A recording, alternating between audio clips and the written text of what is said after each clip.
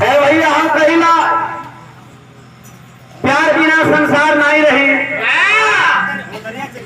लेकिन गोखरी प्यार से बढ़कर रोग दुनिया में कोनो बात नहीं। एगो दीवाना कौना हद तक पहुंच चले।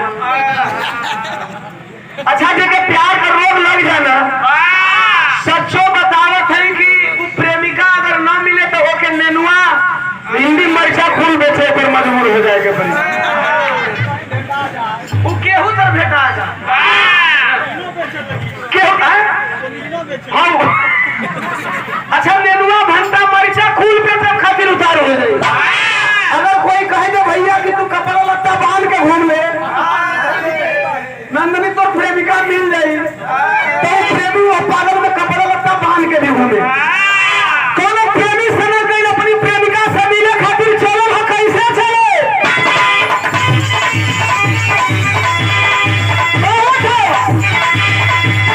अरे आइन बानी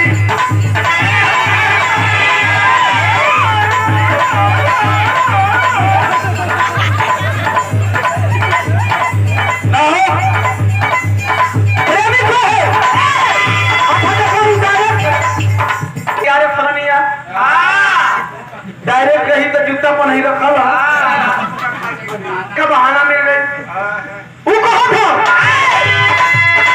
अरे आई बानी तोहरी गोलिया खेले बारो हमारी गोलिया आई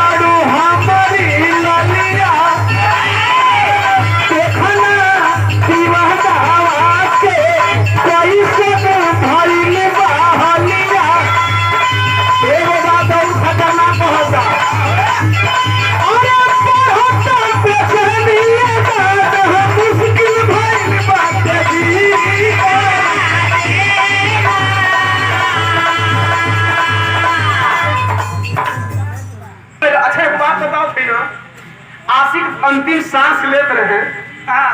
डेली बताओ सच्चाई है जिंदगी की। आशिक अंतिम सांस लेते रहा, उसे कोई कह देना कि तो प्रेमिका आ गई तो जिंदा हो जाए।